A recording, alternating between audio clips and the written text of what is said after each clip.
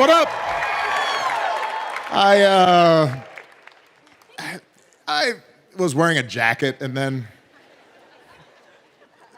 there was, this whole faux casual thing. And, It's not faux. I've been this way my whole but then Alyssa did remind me, that the whole shirt sleeve, roll up the sleeves thing, that is your vibe. kind of the brand. That was your That's vibe. the vibe Yeah. for this crew. So, good to see everybody. You too. Hello. Good to see everybody. Okay, so first question's from me. Okay. Okay. So 15 years ago, a lot of people in this room were in Grant Park on arguably the nicest night that Chicago ever could have given us, weather-wise. Unbelievable. And I know that all of us have talked over the years about, well, do you remember this and do you remember that? And our memories have iterated. And so I just wanted to ask you, can you tell us what you think about that night when you look back on it? I'll be honest with you, and some of you have heard me say this. I felt pretty sober that night. Because I was fairly optimistic at that point that we were going to win. And I had said to everybody on the campaign trail, to staff, that the point of winning was not the celebration, standing up. The point of winning was then to do the work.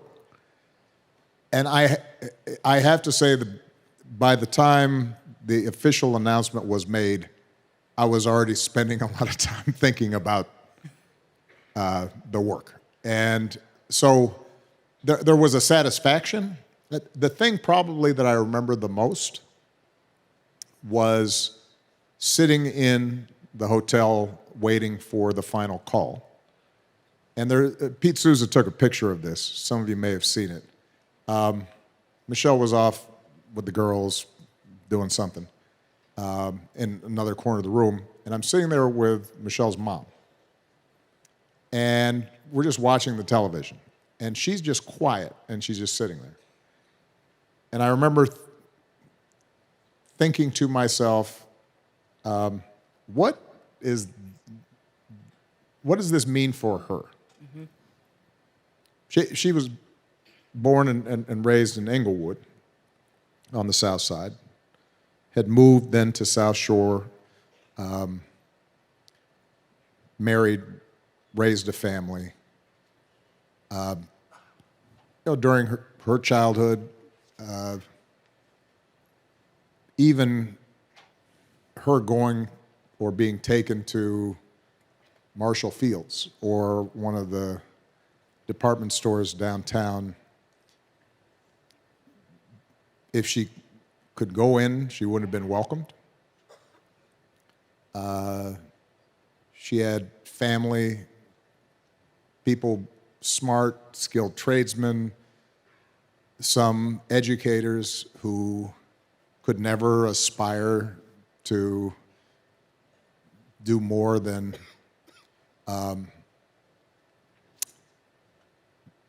work in a factory or work as a clerk. And so she's sitting there and she's witnessing that her daughter is about to be the First Lady of the United States. And I remember her she was very quiet, and then she just, and she's not a demonstrative person, and she just reached out and held my hand. And I think that's something that stayed with me. I was thinking about how much the world has changed over the last 15 years. And obviously, you dealt with your fair share of crises in the White House. We all remember that.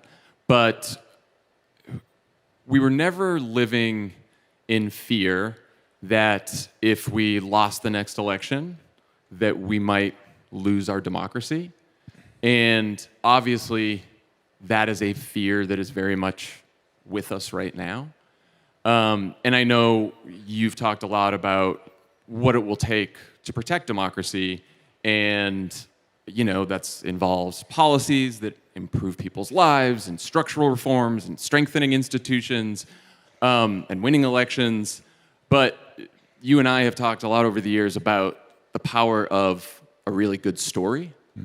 And I wonder if you were running for president today in this political environment, in this media environment, what story would you tell about why democracy is a better choice than what the demagogues and authoritarians are selling? So I think the starting point is to talk about the things that are uppermost on people's mind to give you a permission structure to get to democracy, right? One of the things that we learned about 2016 is if you are simply running against and fear and you don't have a positive story to tell about the concrete challenges that people face, folks may not get to that higher level story about the meaning of the country and so forth. So I remember during the midterms when I was a surrogate helping folks out, one of the things I really insisted on is, well, we need to talk about inflation, and we need to talk about crime, and we need to talk about immigration. We need to talk about the things that are uppermost in people's minds or are being fed to people, and speak about those squarely, and that's the gateway to then get to where we want to be. So that's point number one. Look, if you think back to what we did in 08, 12, ideally when we were on our game during the course of the presidency, the story really didn't change about America. And the story was you have a bunch of people show up on these shores, many of them outcasts, many of them escaping tyranny, escaping crushing poverty, escaping discrimination, escaping caste, and trying to make of their lives what they could. And even more importantly, trying to make sure that their kids had something different. And it was always from the very beginning, an experiment in overcoming the gap between ideals and reality. And democracy was never exactly as promised. And then we had a bunch of people who worked together to realize that promise. And I think the argument we can tap into right now is reminding people of the fact that we've been through stuff like this before. We've been through eras in which, not that long ago, in which black people were second-class citizens, in which gay people were in the closet out of necessity, because otherwise they might not be able to be employed, or worse. We've been in situations in which women were subordinate. And the good news is that because we had this system of being able to persuade each other about the better angels of our nature in fits and starts, we got better. We got kinder, we got more tolerant, and it's never been perfect, and it's never been, it's always been messy. But there was a pathway for us to express our best selves, and that was true not just for Democrats, it was true for Republicans too. And so I think that's the starting point for then to be able to say, and some of you have heard me say this, it's not as if the entire history of this country, Democrats were on the right side of this thing. Democrats, for most of modern history, up until the civil rights legislation, they were anti-democratic and terrorized people and killed them for trying to exercise their democracy. So we don't have clean hands.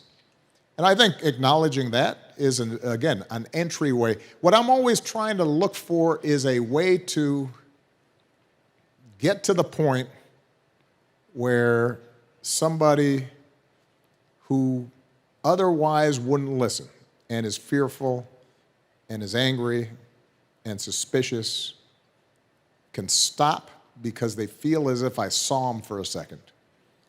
And I understood their lives.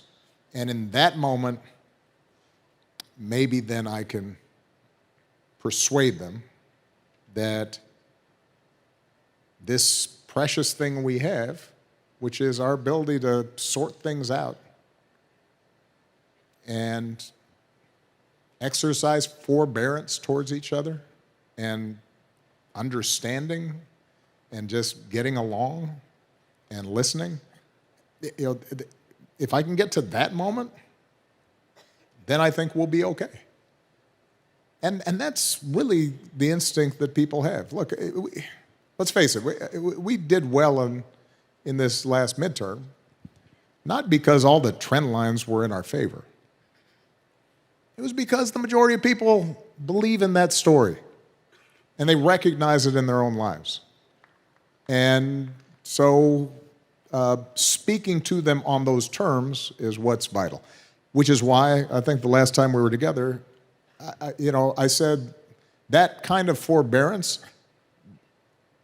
we have to exercise, we have to model and exercise as well. And a losing strategy for us, I think, is when we are so insistent on our purity, when we're so self-righteous about our positions that we can't see those folks, or we're talking down to them, or our general attitude is, that we're going to convince you about how wrong you are. I have not seen that work yet. Now, look, last point I'll make, and I think about this a lot because I've been writing about it.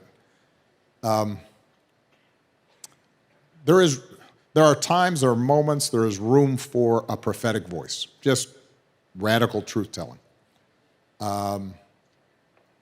And not only is that sometimes satisfying, but our own base sometimes needs to hear that, right? But you have to pick and choose your spots, and you always have to, even when you're in that mode, you've got to give people an opening you have to give them an invitation to there's got to be room for them in that truth that you're speaking. I'm telling you something maybe that you don't want to hear, but you know what? I'll bet you can understand it and be a part of us addressing that truth. So, all right. So, speaking of those kinds of conversations, last week you wrote this thoughtful, nuanced statement on the situation in Israel and Gaza. Unfortunately, the debate online, especially on social media, is not that. It's can be very strident and dug in, and a lot of people fighting and talking past each other. I imagine there's a lot of people in this room or people listening at home who see what's happening, care deeply, want to be educated, want to participate in the conversation, but they're scared of saying the wrong thing, hurting someone's feelings unnecessarily, or just kind of not knowing enough to participate, and therefore they kind of tap out. What's your advice to people who want to participate in these debates that can feel so fraught about what the path forward is? Look, I always say I probably wouldn't have been elected even to the Senate, and certainly not the presidency, had there not been this weird convergence with the internet and early social media. I was an outsider. I didn't have the backing of institutions and organizations, and there was so much power in seeing all these young voices being able to gather together from every walk of life. But I'm dating myself now. It was mostly MySpace and Meetup. And I always, because I've been working a lot on social media issues and misinformation and now AI, I always point out, the thing about Meetup was you had to meet up. Right? Because it's a pretty crude Flintstone tool, right? You send, it's like, hey, we're going to be in the church basement in Des Moines on Saturday, meet up. That was pretty much the extent of the technology. Yeah, it's like a cork board. But the reason I tell that story is that the power of meeting up is something that all of you will remember whenever we'd walk into a campaign office. Whatever your idea of what an Obama supporter was, when you got into the campaign office, just as was true if you went to a meetup meeting, is you've got a young black woman with a nose ring, and you've got some middle-aged white guy in a flannel shirt and a buzz cut who's a Army veteran, and you've got a Hispanic gay engineer, and the reason that was powerful was because you imagine at the first meetup meeting, okay, I've got an assumption about what an Obama supporter is. But then when I sit there, it turns out that that person's not actually completely like me. And if they're talking, that means that they've got some quirky ideas. And I promise you, you all know, we had some quirky volunteers. and had some who had some unexpected views that did not correspond to the litmus test of progressivism, right? The reason I'm telling that story is because what that allowed was for all of us to see each other in their complexity and then still decide, all right, let's work together. And then they had to all go out and knock on doors and meet people who were even more quirky, right? So, going back to obviously a serious question, there's no way to avoid, in this particular moment on this particular issue, after so much blood has been spilled against the backdrop of this history. It doesn't matter whether it's online or in person. There is going to be rage and anger and not just generational traumas, right? I mean, this is century-old stuff that's coming to the fore, and and you've witnessed the kind of worst cruelty and tragedy that can befall people involving children and spouses and grandparents. And passions are going to be high. But what I will say is that if there's any chance of us being able to act constructively to do something, it will require an admission of complexity and maintaining what on the surface may seem contradictory ideas. That what Hamas did was horrific, and there's no justification for it. And what is also true is that the occupation and what's happening to Palestinians is unbearable. And what is also true is that there is a history of the Jewish people that may be dismissed unless your grandparents or your great-grandparents or your uncle or your aunt tell you stories about the madness of anti-Semitism. And what is true is that there are people right now who are dying who have nothing to do with what Hamas did. And what is true, right? I mean, we can go on for a while.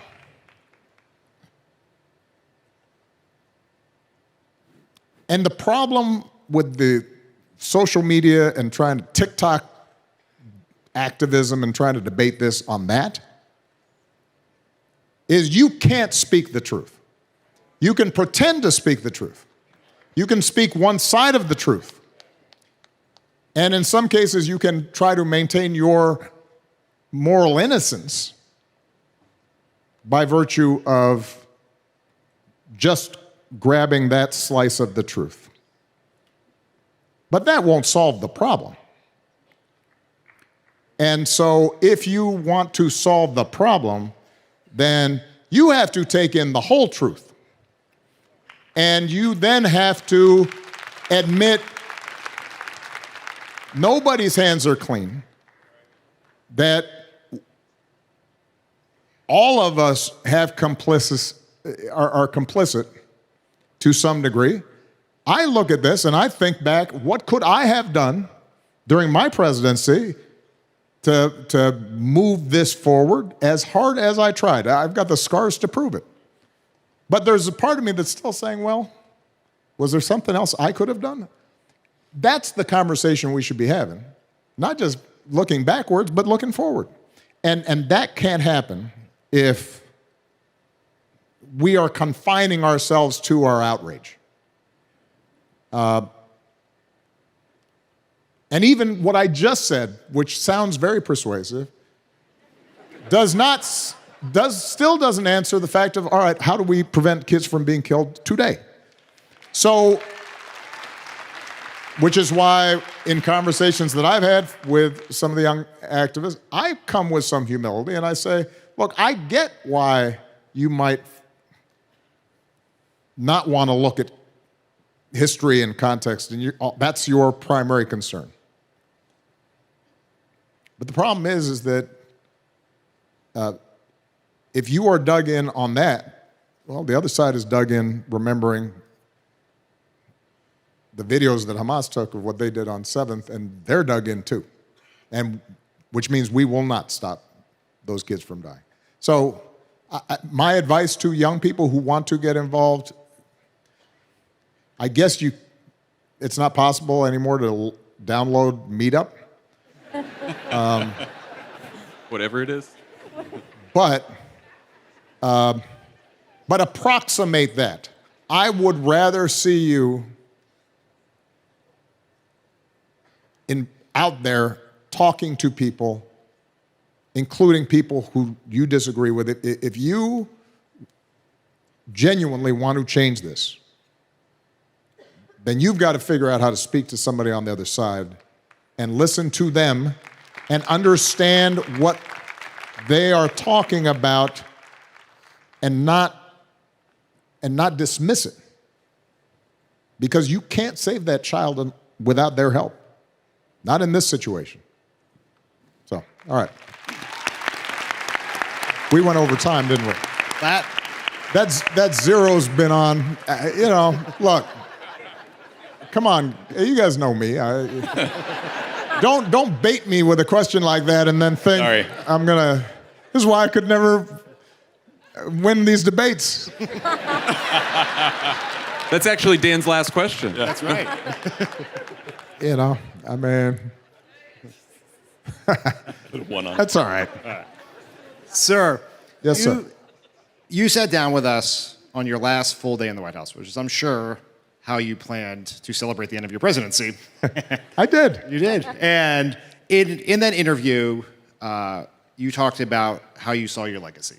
And you said that you wanted your legacy to be not necessarily the policies you passed, but what the people who got involved in politics through your campaigns, your administration, were still doing years later to affect change. So here we are on the 15th anniversary of your election. Thousands of alumni are here. And I just wanted to close out here to get your reaction to what you see from what the people in this room are doing and how it makes you feel. I mean, I am beaming with pride. I'm listening to Jesse and Lauren. I've had a chance. Yesterday, obviously, I stopped by your drunken bacchanal.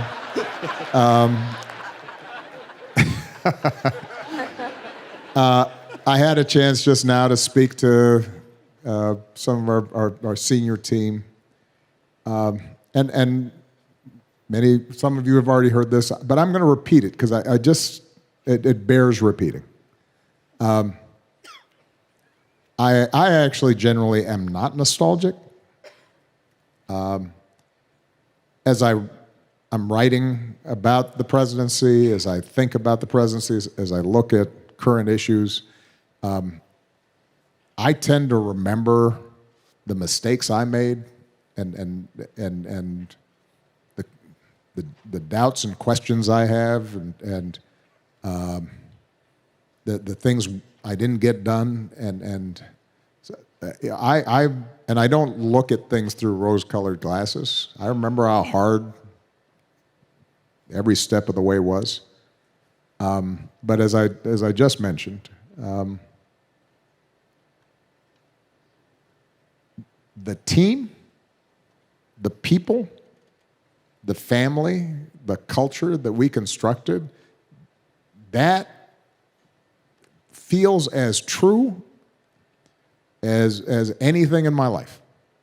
And it was reflected on the campaign, and it was reflected in the White House. It was, as Michelle said, reflected in people in high-profile positions in the West Wing and East Wing. It was reflected in people who were working out of the limelight in agencies and embassies. It was reflected by a bunch of kids dropped off in the middle of farms and communities that they had never imagined themselves being in. And yet somehow a bunch of 25 and some younger would persuade these communities that we had a chance to be better and listen to each other and treat each other with respect. And the fact that somehow that sustained itself across this many people, and this is just a fraction of the people who were involved, and that now is carried forward, whether it's somebody like Lauren in Congress or Deb Haaland, suddenly goes to, or it's somebody like Jesse or some of the folks you saw in the video who are, in their own communities, transforming the culture of those communities and modeling that kindness and hard work and responsibility and consideration and openness to other people. That gets me choked up. That makes me proud. And that is something that I think part of what sometimes all of us who were part of this struggle with is we know that's out there in the country, right? We can feel it. And we know that when people have a chance to feel that in themselves and in their communities and in their neighborhoods, they feel better than they do when they're angry and hateful and closed off and lonely, and feeling victimized. We know that. And so there's a part of us, I think, sometimes we just are so often what we're trying to figure out is how can we remind people of that? Not any particular campaign, but the fact that honest human response is available to us and will ultimately save us. That's why I'm so proud of all of you. That's the thing that doesn't get old and stays with me and keeps me going.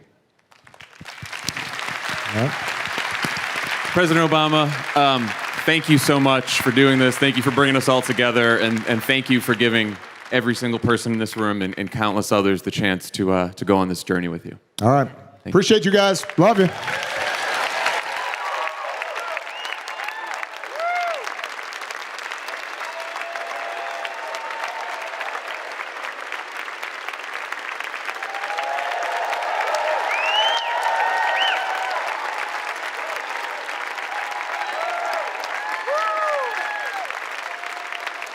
Today's presenting sponsor is Simply Safe Home Security.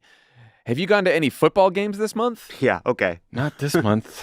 What's November 1st? When you're out at the game, it's a great feeling to know Simply Safe is handling defense back home. Oh, It's good. these just get No, worse. it's good. Right now, you can get up to 50% off any new Simply Safe system. It was named the best home security of 2023 by U.S. News and World Report. Love it. Take it away. You know, a lot of these other security companies, they really hike the prices, Uh-huh. but not Simply Safe. You got a linebacker at your house Yeah. for safety. That's right. Not so free It's nice safety. having Simply Safe watching this tight end. There we You go. know? That's what I'm talking Okay. about. I set up a Simply Safe okay. system all by myself. Worked great. Incredibly easy to do. Once you do, you'll be really happy with it. It's incredibly reliable, incredibly convenient. The app is great, and it gives you peace of mind. Slot receiver. Hey. Plus, I like football. What? For a limited time, Pod Save America listeners get a special 50% off any Simply Safe system with a Fast Protect plan. Visit simplysafe.com/crooked. That's simplysafe.com/crooked. There's no safe like Simply Safe. This episode of Pod Save America is brought to you by Cariuma, the cool sustainable sneaker brand worn and loved by skaters and surfers and us. They're reimagining classic sneakers with you and the planet in mind. Guys, you know what season it is? Cozy time. It's cozy season. With over 40,000 five-star reviews, Cariuma's got you covered with elevated everyday styles and ultimate comfort. From crisp early autumn mornings to the first snowfall of the year, these sneakers will keep you feeling warm and looking your best. Those seasons really sound cool. Wonder what it's like to live in seasons. It must be nice. Grass is always greener, I guess. Cariuma is always keeping it fresh, collaborating with brands like Pantone, Hokusai, and Peanuts for unforgettable limited edition launches. A collection of colors is released in collaboration with Pantone every season, and the new fall shade releases are sure to become your go-to sneakers for the cooler days to come. Love Carrie Umis. Got some white ones at home. Got some gray ones. The two colors John likes It's my most. two primary colors. Yeah, what about you guys? I got everything. I got a gray pair of the Love It or Leave It I got a black rose-colored pair. ones, and the Love It or Leave It black-colored ones. Damn Yep, right. yep, I got yep, ones yep. with pundit on them. Yeah. Carrie Uma is B Corp certified and has a dedicated reforestation program based in the Brazilian rainforest. Who are the co-founders? Quick, without looking. Oh, David and Fernando. damn Tommy it. wins. Hey, B But- Corp. Well, we got the A team here. Hey. around. This is the A Corp. Look around. Anyway, it's important for them to plant trees, and it should be important for you to plant them too, because they grew up in Brazil. They've already planted over 2 million trees to date. Not Wow. just David and Fernando. That would be a lot of work. a Just lot of Carrie Uma trees. in general. And all of you who've purchased Carrie Uma shoes.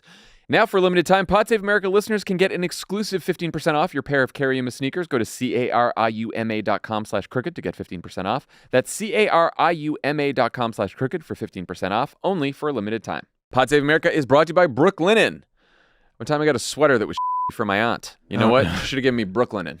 That's right. Yeah. That's the secret to being everyone's favorite this season. You can unwrap the secret to better sleep with the gift of Brooklinen, home of the internet's favorite sheets. And your favorite sheets. Brooklinen's curated holiday gift guide has a range of high-quality products suited for the whole family, whether it's a hug and blanket form or a whole spa day wrapped around your body. Oof, those super plush robes. Why oof? Why oof? I don't know. Weird. Brooklinen has got options to make this your easiest gifting season ever. We don't need the copy. We love Brooklinen. I actually need to get another pair of the Brooklyn sweatpants because I wore them so many times that eventually I had to get rid of them. Yeah, They're did that you just, comfortable. Did you just wear a hole in the seat? Yes, I literally did. I've been there. And the blankets are great. The sheets are obviously wonderful. Everything's great. So check out Brooklinen's holiday assortment in store or online at brooklinen.com. That's BROOKLINEN.com and use code CROOKED for $20 off your order of $100 or more. That's BROOKLINEN.com. Use promo code CROOKED for $20 off. It's election day, where Ohio will vote on a ballot measure that would protect abortion access. Virginia will decide whether to give Republican Governor Glenn Youngkin the Republican legislature he needs to ban abortion. Kentucky will decide what polls are now showing is a very close race between Democratic Governor Andy Beshear and Republican anti-abortion extremist Daniel Cameron. And Mississippi decides whether to elect a Democratic governor for the first time in 20 years. If you live in these states or other places with elections on Tuesday, go vote. Pennsylvania Supreme Court. Thank you, See, Tommy. big election There's there. some New York City elections as well, local elections there. There's elections, people. If you need more info, if you want to know whether there's an election near you or how you can help, head to votesaveamerica.com as always, and we'll be breaking down all the results later this week. All right. Let's get to the rest of the news. Okay. We are a year out from Election Day 2024, and the New York Times is kicking off the party with a new poll of more than 3,600 registered voters. It's a big sample across the 6 most competitive battleground states that show Donald Trump leading Joe Biden by an average of 48 to 44%. So they did 600 voters per state. Trump is up 52-41 in Nevada, 49-43 in Georgia, 49-44 in Arizona, 48-43 in Michigan, and 48-44 in Pennsylvania, with Joe Biden leading only in Wisconsin by 47 to 45%. The results don't seem to reflect either Trump's strengths or the Democratic Party's weaknesses. Trump is slightly more unpopular with voters in this poll than he was in 2020, and voters would choose in this poll an unnamed generic Democrat over Trump by 8 points. And, at least in this poll, even Vice President Kamala Harris performs 2 points better than Biden against Trump. What is mostly bothering voters, at least in this poll, is what we've seen in nearly every single poll for the last several years: Biden's age, his handling of the economy, and his ability to do the job. I'll stop there so you two can get in on the fun. And maybe we can start with your takes on the reaction from the Biden folks and some Democratic strategists, which I'd summarize as, it's one poll. Obama was in a similar spot back in 2011. The election is a full year away. The campaign hasn't started yet. The economy's improving. And Trump might be a convicted felon by the time people start voting. What do you guys think? Yeah, I mean, the point that we're a year out from the election is absolutely right. Lots of time. events will change. There's time to campaign. The campaigning hasn't really even started. There will be lots of paid media, billions of dollars of paid media, to try to sell Joe Biden's message to America. That's all right. The response that grinds my gears a little bit is the everyone stop bedwetting. It's like, we can't tell people that, the future of American democracy itself is at stake, but also like chillax, I think everyone's allowed to feel a little anxiety. And so, I think what you do with that anxiety is up to you. And those of us who want to channel it into action by volunteering and donating and getting involved, I think that's the path forward here. But in terms of what we learned from this poll, I mean, it's clear that Joe Biden personally has real challenges at the moment with younger voters, especially voters under 30. He went from being up considerably in the last election to basically tired. He has real challenges with voters of color, both African American and Latino voters. And there's real questions about his age. And, the challenge going forward is whether Biden can convince these voters of color and young voters that he's actually working for them and that his policies are improving their lives, because a lot of people are saying in these polls they're not feeling that improvement.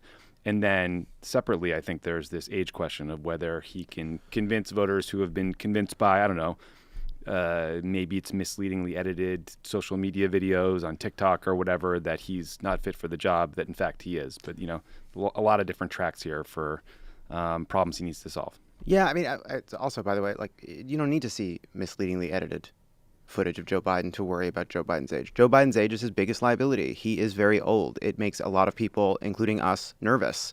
And I think, like, you look back and there's like, oh, Barack Obama went through a news cycle like this. You can look at previous incumbents, George W. Bush, and say, like, these are all people that saw polls at around this time that showed them down, and they were managed to claw their way back. The uncertainty in all of this, which I think is a reason for a lot of grave concern, is the effort you can make in the ways that you would in any race to close some of these gaps around making sure people understand your accomplishments, making sure people understand the threat that Trump poses. I mean, one number that I think is really bad in this poll, but is actually in a strange way like a glimmer of hope, is it says only 46% of voters say Mr. Biden has the proper temperament to be president, barely higher than the 43% who said the same of Mr. Trump. Like, you can look at that and say, hold on a second, look how badly Biden has lost his edge. But then you say, reintroduce people to the Donald Trump they know and hate, and all of a sudden you'll see those numbers come down. But what we don't know is, okay, you've done that. You've made a case for Joe Biden and his accomplishments, his legacy as president. You've made a case against Donald Trump. Does the age factor continue to matter in a way that you can't control for, in a way that you can't change? Is it an unwinnable assignment to overcome the age question? That is, I think, the fear. I want to separate our analysis from our advocacy here. Like, obviously, we want to do everything humanly possible to make sure Donald Trump doesn't become president again. And that includes doing everything humanly possible to reelect Joe Biden if he's the nominee. But as always, we want to give you like the most honest analysis. And that means no sugarcoating. And it also means no like unnecessary doomerism either. Yeah. Neither. So with that said, like, here's where I think the Biden folks have a point. It is just one poll. Even excellent polls, which I think the New York Times Siena poll is, can only tell you about how voters are feeling at that given moment. And this happens to be a moment where the U.S. and the world are in turmoil. And Barack Obama did have approval ratings that were almost as bad as Biden's 1 year out from the 2012 election. But here's where I disagree with some of the rosier analysis. The polling averages all show Trump slightly ahead right now, not just this poll. And you can, a lot of people were like, the Susquehanna poll last week had Biden up 7. It's like, yeah, it did. But when you average all the polls, Trump is slightly ahead. Unlike Barack Obama, Joe Biden's approval rating has been stuck in the low 40s for 2 years now. 2 years. That was not the case with Barack Obama. It went up and down, up and down. For Joe Biden, it was in the low 40s when other Democrats not named Joe Biden overperformed in the midterms. Midterms where the New York Times poll basically nailed the results of the most competitive Senate races, and where most of the polls that weren't done by partisan Republican firms were also pretty accurate. Polls did not predict a red wave in 2022. The political coverage suggested a red wave. The nonpartisan polls were actually really good. And when Nate Silver wrote his trollish "Is Obama Toast" piece in the New York Times that everyone's citing from 2011, this is what the polls in the months of November and December said about an Obama-Romney race when Nate had that headline.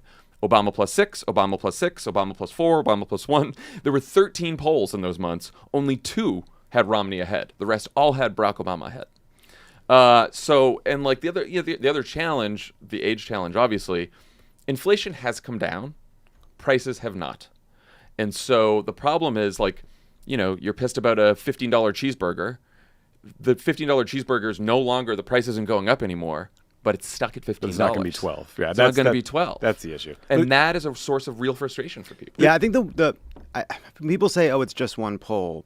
Yes, it is a snapshot, and polls catch people at a moment in time. What I find, to your point, this poll is a reflection of a lot of other polls. This poll is not an outlier of what we're 100%. seeing. It is. Oh, yeah. It is. That's what I'm saying. It's the yeah, no, average, I'm yeah. saying. So it's like, yes, you can view this as a snapshot in time, but you can't say, oh, don't worry about one poll. Because this poll is capturing a mood, is capturing a feeling, it is capturing a result that we've seen across the board. Yeah, in the interest of not sugarcoating it, I mean, the sort of biggest things that worried me are on the economy, a majority of voters say Biden's policies have personally hurt them, but they think Trump's policies helped them. So that means that 59% said they trusted Trump over Biden on the economy. It was 59% to 37%. That's a pretty large deficit on the economy. And then when it comes to the age question, 71% of voters think Biden is too old to be an effective president. 3 years ago, only 30% of voters said he was too old to be president. Now, the Biden folks will push back and say in that same poll, 39% of voters say Trump is too old. And that's right, and that's fair. But I think that speaks to probably a large subset of people in the country who feel like they're both too old and are looking for some sort of alternative, which might mean they lead to the Green Party, they go to RFK Jr., et cetera. And so I think when it comes to the age question, it's not guaranteed that you can change people's mind about whether someone is too old to do a job, right? Yeah. That might be a view that gets hardened. The other last thing that worries me is half of the respondents think that Joe Biden profited from Hunter Biden's business dealings.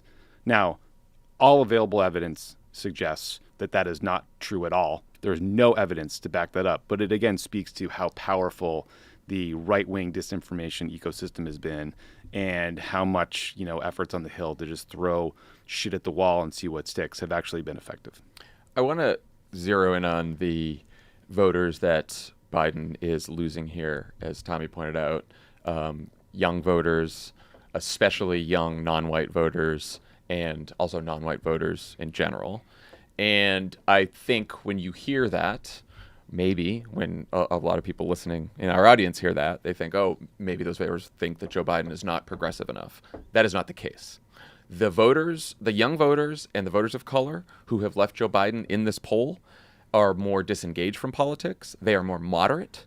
They do not necessarily think that Joe Biden isn't progressive enough. They also don't think he's too liberal. Most of them say that ideologically he's just fine.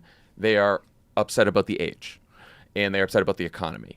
And they are abortion, democracy, a lot of the social issues are not their top issue. Their top issue is the economy. Yeah. That is the number one issue for a lot of these young voters.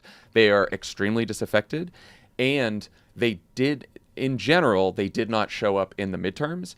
And in fact, so you must be thinking to yourself, like, okay, what about all the young voters I know that are very progressive and voters of color who are progressive? They showed up in the midterms and they voted for Democrats, and they have supported Joe Biden in the past. So those voters are with us.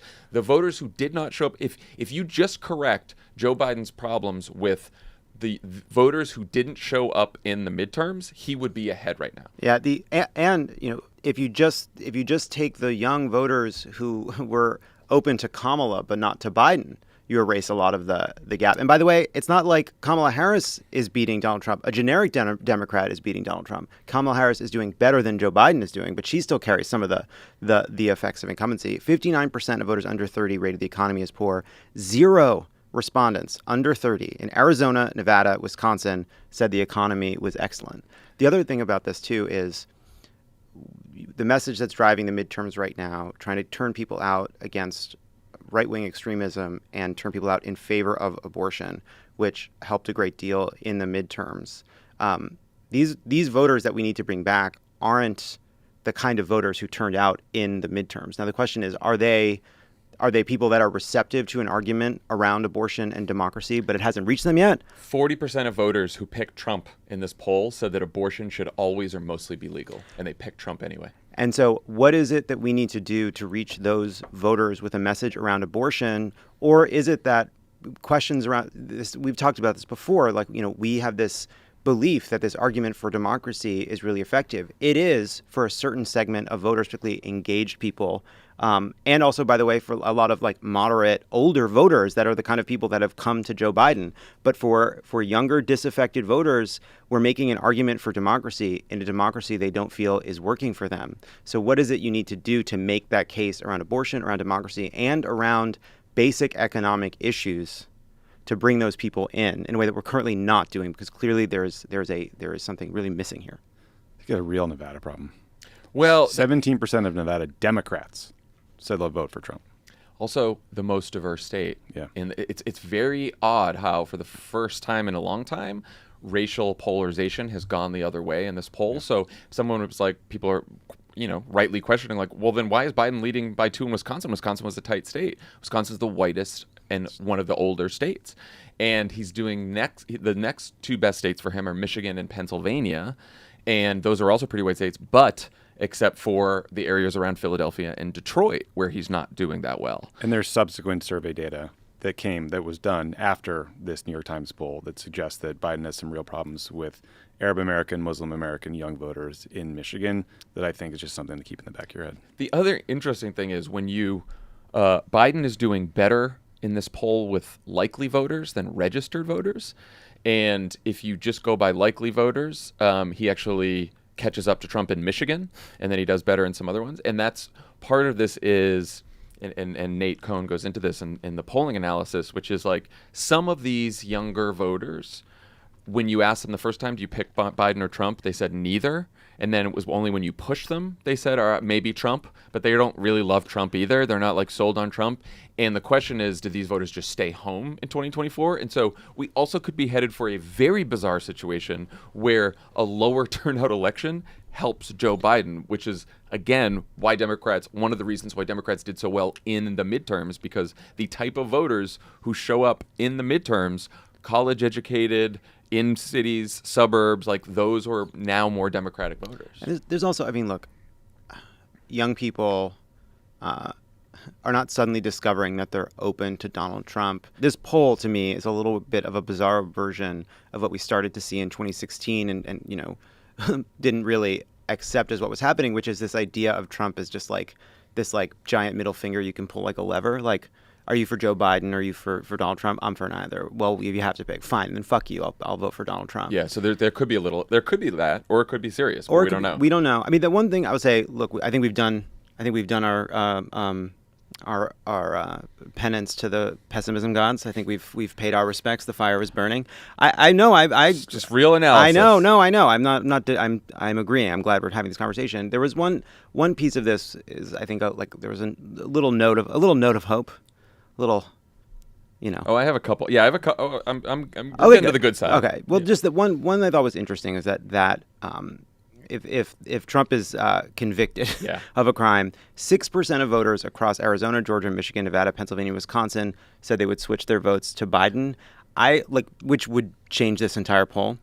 It's not just barely. It gets to 49% Biden. 40? No, that means so it goes from Trump 48, Biden 44 to Biden 49, Trump 39. It's a ball game, but it's not even a majority of the countries. No, but that's all. I know 6% sounded small, but then when I look at when you actually look at what happens in each state, Biden's winning by double digits in every state. It's the 49 is from people who switch from Trump to Biden, and also Trump voters who go to third party. But what I was going to say about that is, okay, people are very bad, I think, sometimes at imagining how a changing circumstance will change how they feel. You'll see one number that I think was quite abysmal that I don't take very seriously is where people say they would never do this or never do that. There's several of our presidents have been people who have had polls that said more than the majority would never support them. But the fact that even just imagining it, there are 6% of people who switch tells you that the impact of what happens with Donald Trump is convicted could have a massive shift in polling. It is the biggest source of optimism in this poll that if Donald Trump is convicted, but it also speaks to we say it a million times, but all of us who pay such close attention to politics and are news junkies, most voters are just normies. They don't pay that close attention to politics, and so you know what? Because we're all how could they see that Donald Trump did this and said this, and how could they still vote for him? And like, they're not paying that close attention. They forget pretty easily. And you know what? They really care about the economy, but there are also people who, if they see a candidate for president get convicted of a crime, they're going to be like, oh no, I don't think that's a good idea.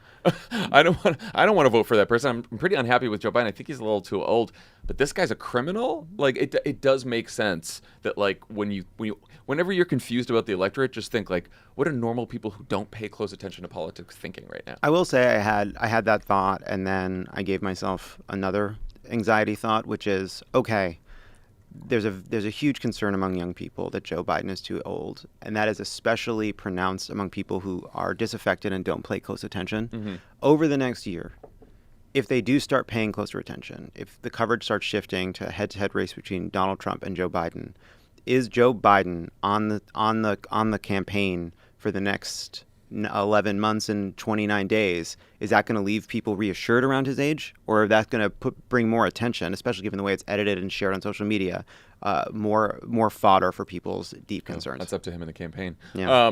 The other sign of optimism is, look, like the voters that are giving Trump the lead in this poll are voters that have typically supported Democrats and just supported Biden, in fact, by large margins, right? Young voters, black voters, Hispanic voters. So in theory, these are easier voters to win back for Joe Biden, right? Like the idea that Donald Trump could get 20% of the black vote, something that has not happened with, forget about Donald Trump, any Republican president in the post-Civil Rights Act era, like that would be, and you know, Nate Cohn says this in the analysis, it would be like a earthquake in American politics. And it is probably unlikely, right? Now, Donald Trump can still win without 20%. He got 8% last time. He could get 9, 10, 11 and probably win that way.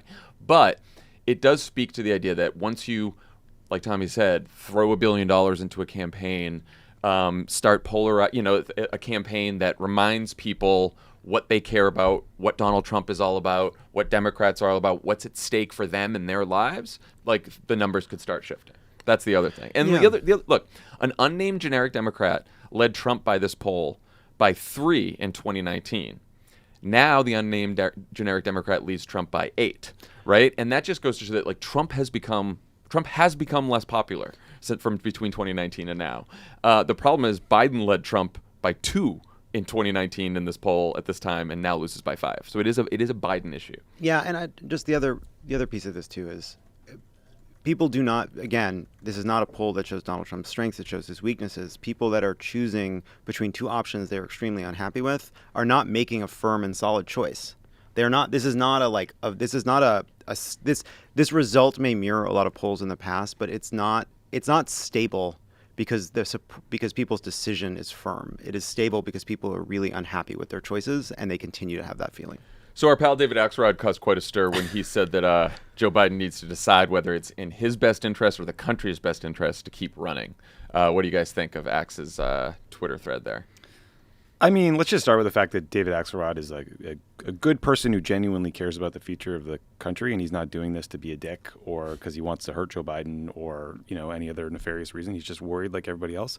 I think what is so hard about this situation we're all in is nobody wants to make the mistakes of 2016 again. Nobody wants to convince themselves that, there's no way a Democrat can lose Pennsylvania, or there's no way that Hillary Clinton can't win to someone as terrible as a human being as Donald Trump. But so we're going to all get asked the hard questions and kind of speak truthfully about these polls. But you also don't want to contribute to Joe Biden's political problems by helping generate unhelpful narratives about his candidacies, right? So that's the push and pull, the hard place we're all stuck in. But at the end of the day, unless you're a Dean Phillips supporter or you're excited by Marianne Williamson, there's no one else in the Democratic primary for you to vote for. So, and I've seen no evidence that Joe Biden's considering dropping out. So as much as I respect Axelrod's opinion, like I don't think that Joe Biden is going to listen to David Axelrod on this question. I don't think he's going to listen to us either. I think there's probably a very small group of friends and family and advisors that Biden may or may not talk to about a question like this. And so, I get where Axe is coming from, but I also get why the White House is frustrated that he tweeted it, you know? You're totally, extremely small group of people, probably smaller group of people than most others, right? Like Biden has a very close circle, and Joe Biden is going to make this decision, and the only people he's going to listen to are probably Jill Biden and Valerie, his sister, and probably not even Barack Obama, right? Like not like it's a very small group of people, and so you can control. You focus on the things you can control and not the things you can't control. We cannot control. We're not going to get like a hashtag trending on Twitter to get Joe Biden to step aside. Like, we cannot control this, right? And Axe can't control it. No one can control it. So it's got to be something that he decides. Now, if he did decide at some point to step aside, then you have Kamala Harris, who's still in this poll losing to Trump by just almost the same as Biden. She's doing slightly better. And then you've got Gavin Newsom, Josh Shapiro, Gretchen Whitmer, J.B. Pritzker, maybe Raphael Warnock, none of whom have been tested on the national stage or even in the polls yet. They'd have to get on the ballot in most primary states this month. Then when are the debates? When and how do they all raise money? How's everyone supposed to choose between them by January, February, or March when these primaries are? Now, I'm not saying that's all impossible. It can happen. But the alternative scenario where Joe Biden steps down tomorrow brings a bunch of challenges on its own that I think we should just beware of before everyone's like, oh, that would be the saving grace if he just stepped down. Like there's a lot of challenges to that at this point too. I was really very late. One reason Joe Biden is president is because he didn't listen to the people who told him why he couldn't be president. That goes through his head all the time. And it goes through his staff's head all the time, and I get it. And it's right. And like, never, Ron Klain said this, never underestimate how much people will underestimate Joe Biden. I think that's true. I think about that. I think about that in my own reaction to this because, I have this, we all have these, we're all in conversations. Everyone listening to this show is talking to people about their concerns about this. And their concerns that as much as they are worried about Joe Biden's age and his liabilities, that you don't feel certain that you would want to live in a world tomorrow where Joe Biden said he wasn't running, and all of a sudden, not the fantasy of a perfect alternative, but the reality of a messy and very quick and very contentious process to choose an alternative is suddenly what we are dealing with. I don't know what that's like, neither do you, neither does anybody. And so I don't know. Like, Democrats, we get along. We don't fight. I'm sure a primary that lasted a month or two, I think it would go well. I have to say, if Joe Biden did decide to drop out tomorrow, and I'm not saying I'm calling for him or want him to or anything like that, but if he did, I'm actually fine with a messy primary. I think messy primaries are good. It gets a lot of attention around Democratic ideas. I am too. I'm it's just kidding. Totally fine. It's just, it wouldn't be simple. No. If you jumped in tomorrow, you already wouldn't be on the ballot in Nevada and New Hampshire. And you have to get on the ballots in Alabama, Michigan, and South Carolina by the end of this week, and California and Florida by the end of the month. So it's an incredibly complicated piece of business. And that's why I think people find Dean Phillips so fucking annoying. Because even if people were like hungry for some Dean Phillips in their lives, he should have done this a year ago, not a week or two ago. And also and start playing out. They're all going to want to differentiate themselves from each other on issues. The progressive base activists are still going to be there demanding certain positions. Just as an example, everyone gets in, Joe Biden gets out, and suddenly it's like, who's going to call for a ceasefire, right? And which of you are going to call for a ceasefire? Who's going to say no more aid to Israel, right? And then you're going to start dividing up that, and like things are going to get, and that's just one issue. Don't threaten me with a good time. I know, I know. But I'm saying that's just one issue, right? Like there's a whole bunch of other issues that are contentious, and suddenly we're like off to the races. I agree, Tommy, that like I do not fear primaries. I never have. But it's a scenario that's not without challenges. I think that like, why didn't somebody else jump in? We've talked about this a million times. Why didn't somebody else jump in? I think it's not just because people were afraid of. Look, it's 44 years. This is Tuesday. It is 44 years to the day since Ted Kennedy decided he was going to challenge Jimmy Carter. I think that looms over a lot of this. People are worried that they would jump in, lose, and leave behind a weakened Joe Biden. But underneath that is also, I think, the reality that, look, even Axelrod, when he was asked about this by the Times, he obviously did an interview after, and he said, give me Joe Biden's record, chop off 10 to 15 years, I'd be really confident, right? Dean Phillips goes... Me too. Me too. We all would. Dean Phillips goes on television and says, I'm not running against Joe Biden. I'm running for the future. Okay. What? Why? What's different? Why are you better? Why?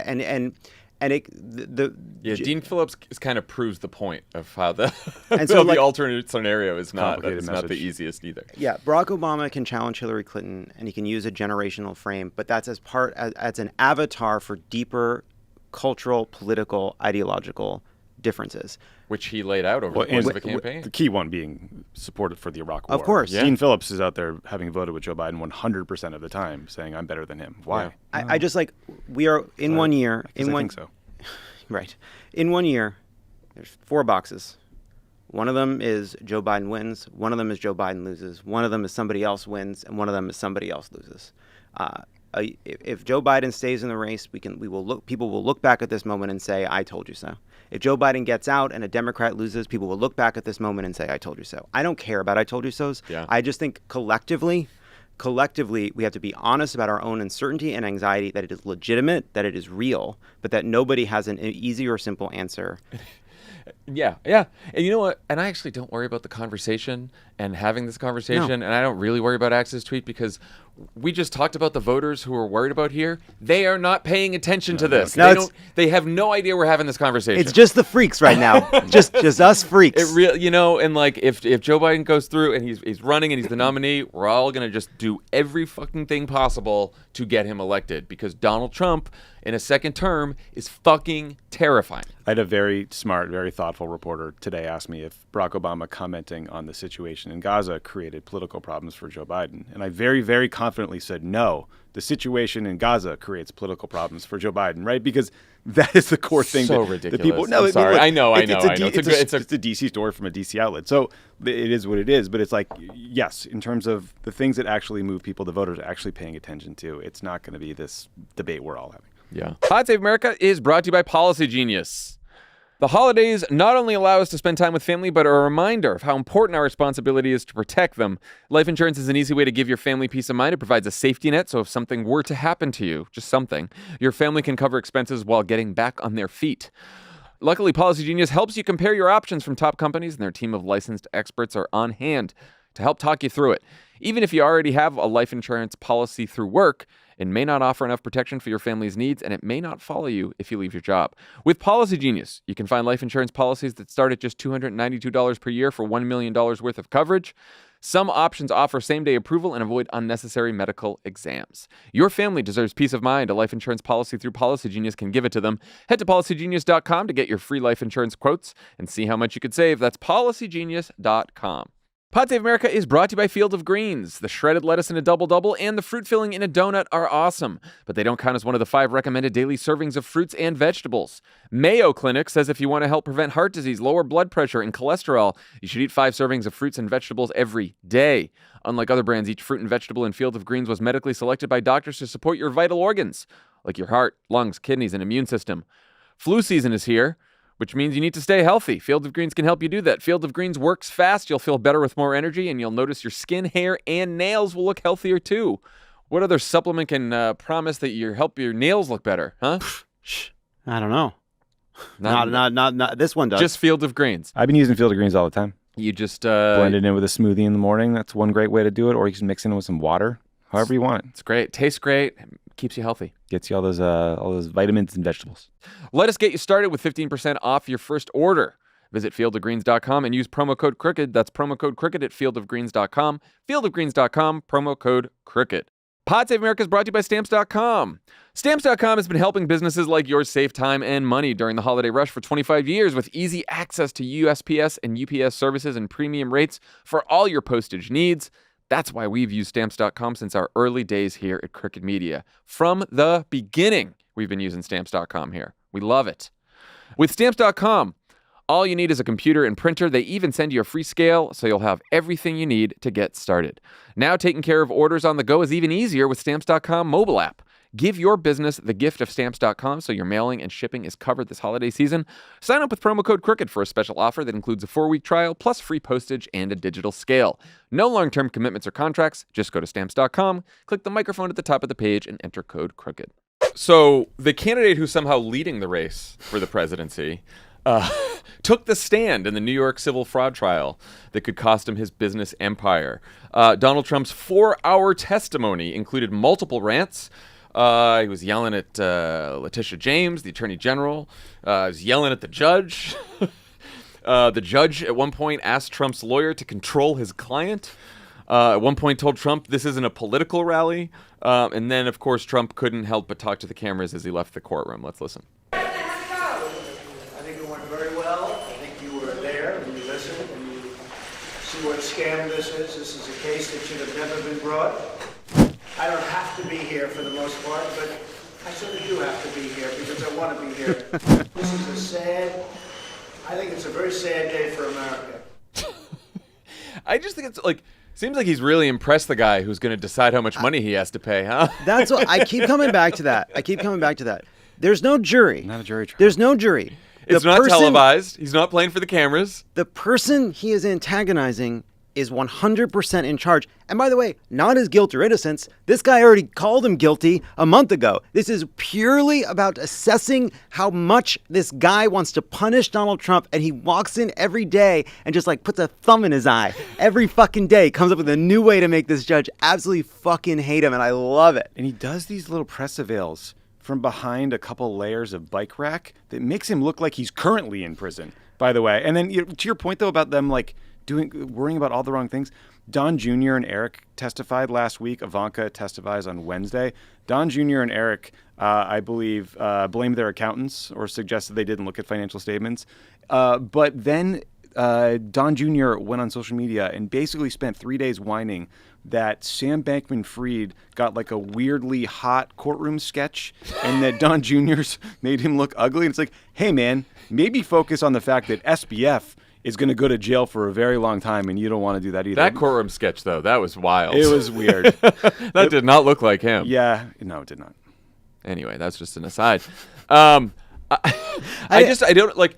I know that sometimes we assign strategy to Trump, and even if it's not like a well thought out strategy, it's like he's got like a good instinct, or he's got an instinct for being a showman or media, whatever. But like, this is not instinct pissing off the judge that's going to decide how much you owe. This is him being an undisciplined fuck. Like he's just like the guy. When he walked into the courtroom and they asked him questions, he did he pretended he was like zipping up his mouth, right? Because he's under a gag order. So he like knew that he shouldn't do this, and then he just can't help himself. This is why we got to get him out on the campaign trail again. Got to get him out there, cover him all the time. The guy can't help himself. He always falls back into the undisciplined Donald Trump that screws himself. Well, it's also like it's very much like an inner monologue that then pops out. So he's on the stand and he said about the judge. He said, "He called me a fraud and he didn't know anything about me," Trump said, referencing the judge who's in the room. First of all, rude to talk about somebody in the third person when they're sitting there. Absolutely. But then the judge retorts, "Read my opinion, perhaps for the first time." That's a good one. The New York Times live blog pointed out that he even embarked on an impassioned ode to his Scottish golf course, calling it the greatest golf course ever built. Again, who is that helping, Don? I know. So, in case voters aren't put off by electing a convicted felon who tried to overturn the last election, perhaps Trump's plans for a second term will give people pause.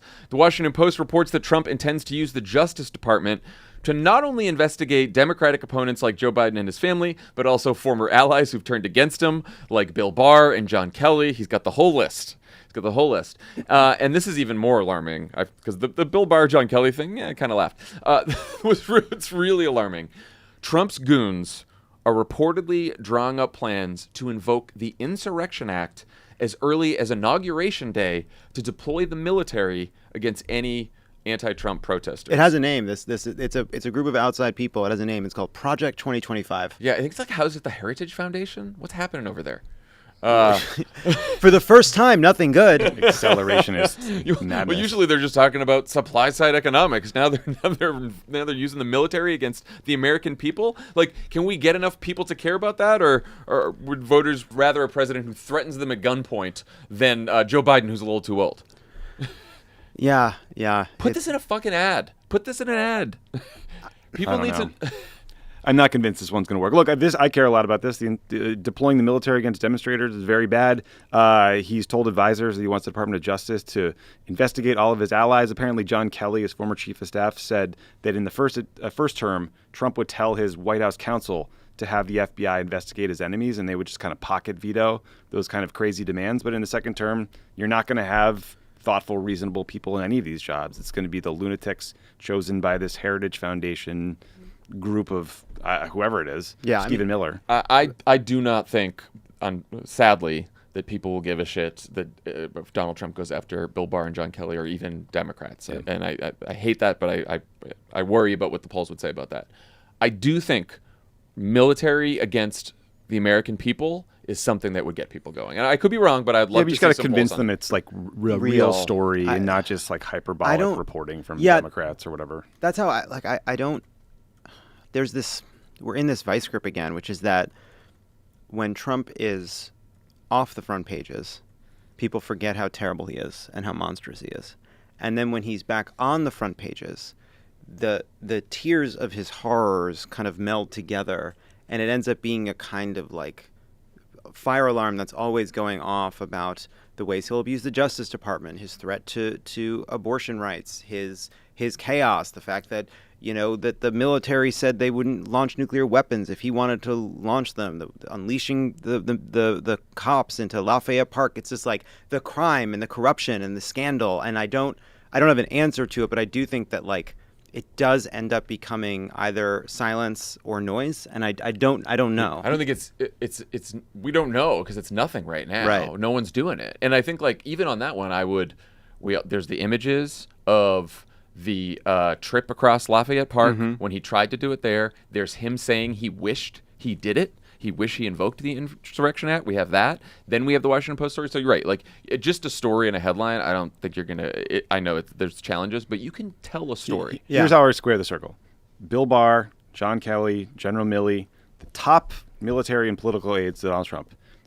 Maybe this can convince them to sit down on camera and tell the stories that they tell to the Atlantic on background, or when they go to the Aspen Institute forum and they get drunk with, the editors of some fancy magazine. Like, sit down, record these on camera, tell us what you heard, tell us the worst stories, and maybe you can prevent this outcome. Yeah. That includes you getting prosecuted. I mean, we have some of them doing that during the January 6th hearings, and which I think had an effect in the midterms. What I was going to add is just one thing to tie into that is Trump has now taken to referring to the January 6th insurrectionists who've been convicted as hostages. Did you see this? Yeah. Oh, yeah. And I think that like images of the Capitol and images of what these people did and of the people who died and the chaos, and you put video of Donald Trump calling them hostages that he's basically saying, or he sometimes explicitly, sometimes implicitly, that he will pardon and release. I think that's like pretty fucking damning because again, one of his lowest moments is when people saw January 6th, they really internalized just how dangerous he was. We have to put that back in people's minds. Yeah, I do. It's just like turning the military against the American people is it's chilling to people. Yeah. And I think that like we gotta. I mean, you got to figure out a way to make the case because it's the truth. It's not just like a political attack. It's what he's going to do. It's what he wanted to do before. And like, if for no other reason than that, we have to make that case. I also think this ties back to the conversation we had about polling too, because I do think that like we're our minds go right to, all right, what do you do? How do you react? What does it mean? But you step back from this and it's like, I think a lot of people see a poll like that and like to your point, they're like, I don't understand. And you're like, the point you made is right. Like people don't know. They're not seeing it. These are the disaffected people. These are the people that aren't paying as close of attention. That's a big part of it. But another part of it too is like the fact that Joe Biden came in the wake of a pandemic, facing a recalcitrant Republican opposition and managed to get as much done as he did get done, and that he's not getting any credit for it. That is obviously something the Joe Biden campaign has to deal with. It's something that we, as people that want to make sure a Democrat wins, has to deal with. But it is, I think, okay to point out, like, it is extreme. We start with a handicap of a media environment in which it is very hard for people to get informed and understand what's going on in the world. And like, that sucks. That is really frustrating. That makes politics a slog. It makes it feel impossible. And like, yes, the Joe Biden campaign has to deal with that reality, but that's not on Democrats. That's not on us as individuals who care about this. Like, that is the reality of dealing with this broken system that made someone like Trump eligible to be president in the first place. That's all. Let's not forget that if Trump wins, it's very likely that Mikey Johnson remains Speaker of the House. And the more we learn about this guy, weirder he gets. Here's a clip from all the way back in 2022.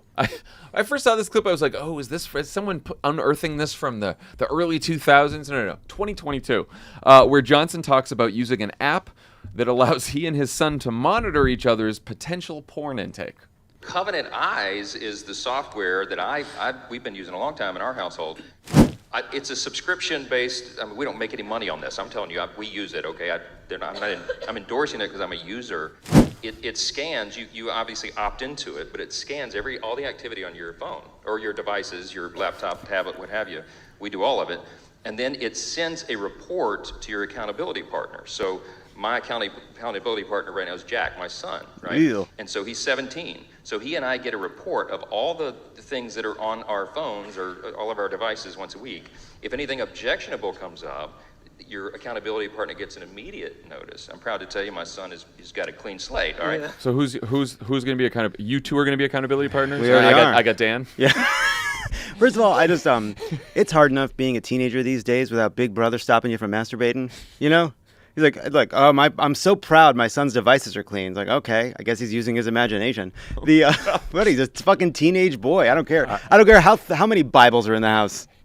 There is an unspoken understanding between fathers and sons that you know that I know that you know what it's like to be a teenage boy, and you know that I know, but we're not going to talk about that. We're not going to send any transparency reports. We're not going to talk about any slate being wiped clean. Wiped clean of what, sir? Like, this is fucking madness. And I've seen a bunch of people on Twitter be like, oh, I grew up in the evangelical church. There were apps like this. Like that's the furthest thing from my upbringing. So that's a cultural blind spot for me, I guess. But having your accountability partner, you know why the spot's so blind? Having your accountability partner be your son, I think that's a myth, John. Having your accountability partner be your son is so fucking weird. That is so weird. I also I hope someday he's gonna snap, and just to get back at his dad, he's gonna go house on that phone. Look, and Mike Johnson's gonna get quite a report someday. So Speaker Johnson, sorry to bring this up, but it sounds like, but for Covenant Eyes, you'd be whacking it off constantly, or what? What are we talking about here? How badly do you need this app? It is really sus that you need an app to keep you from looking at porn. Something's deeper there. This is from the promotional materials for Covenant Eyes. Install the Sensor app on all of your devices to form a network of protection. The Victory app is where it all comes together. You get access to exclusive content to help you grow. The whole point of this is that you exclusive content to help you grow. Isn't the whole point to stop that? Isn't that the thing? Isn't that the enemy of these? Isn't that what God's trying to stop him from doing? By the way, isn't God the Covenant Eyes? Why do you need an app to stop you if God is seeing it all? Well, now we're getting into the real crux of it. I'm just saying. You know who I really want to hear answer a question about Mike Johnson in this app just for fun, because it's going to be a great response. It's Donald Trump. Yeah. Don't you want to hear it? A tight five. Don Jr. I want to hear a tight five from Donald Trump on the Covenant app. Because every once in a while, Donald Trump, he won't say anything bad, but he'll just smile on his face like he's we all know Pence is a freak. Because Donald Trump does not want to be tied to the guy who's this fucking freaky. He's just not like that. I want it to be a debate question this week. Let's ask. I want to hear Tim Scott talk about it. I want to hear Ron DeSantis talk about it. We always hear in the media and in polling that Democrats are too liberal and that we're pushing this cultural agenda that some people don't like and is foreign to them. This is so much weirder than anything that the Democratic Party talks about. This is batshit to me. We thought it was cool to do the car on the roof for Romney in the 2012 campaign. That was I would be talking about this thing the whole campaign. I will say I am sure too. I will just to not to make. I don't want to go.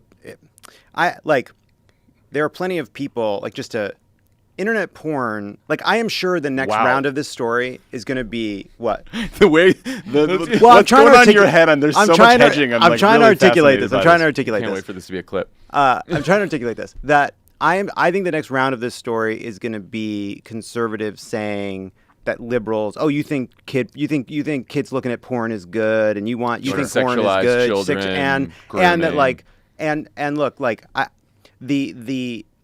the creepiness of this aside, I am sure there's going to be a round. That's all I was getting at. It's going to be a round of story about internet porn is bad for a lot of teens, and it is actually, I think, really harmful for a lot of kids. And it is on a list of things that one thing I thought when I saw this is in the same way that food is really unhealthy and there's sugar in everything. So you need to either be more disciplined than you could ever hope to achieve, or internalize body positivity, despite the whole country, the whole culture telling you that you should feel ugly, that there's so much porn everywhere and you need to be disciplined and stop looking at it. We got a real Clinton V-chip Jesus staffer over Christ. here. Well, I do. I just. What are you running for? I'm not running for anything.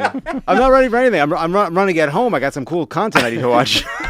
Listen, all I know is that Mike Johnson is giving me priest at confession who wants to hear a little too much about your masturbation vibes, and I don't like it. I don't like it at all. Wait, what are you picturing? Nothing. And what are they wearing in the? They're wearing What? robes. What kind? Oh. Multiple. I just think it's something for families to figure out. Oh yeah. Well, I mean, and I think they have. Don't need to be talking about. They have. He's not making us download Covenant Eyes. Not Not yet. yet. Not till Trump's second term. Right. Then You know how it's pissed you'd Right. be if your dad Military was in the talking with us? streets and military in the streets, Covenant coming Eyes up in the sheets. That was really cute the way you guys did that together. Yep. That's why Yeah, we're accountability accountability. partners. You get Yeah. Dan. Yeah, you get Dan. You get to find out what kind of porn Dan likes. A few quick housekeeping notes. Thank God. Join us tonight. Knock, knock, knock. Housekeeper comes in. You forgot to pay me. Oh, is there nothing I can do? What? I'm just doing an God. important story. Oh God. No. Join us tonight, Tuesday night, from 4 to 9 p.m. Pacific, for our election night support group on the Friends of the Pod Discord. That'll be fun. Then on Wednesday, November 8th, we'll be back on Discord for our group thread that will cover the third Republican primary debate. That should be fun. If you haven't joined Friends of the Pod yet, you're missing out on lots of fun. Discord's lots of fun. You get great content. Terminally online. We got more shows coming up. It's going to be really fun. Head over to crooked.com/friends and join. Also, check out What a Day in Hysteria. They're going to have their own breakdowns of Tuesday's election results and what it all means. So check all that out.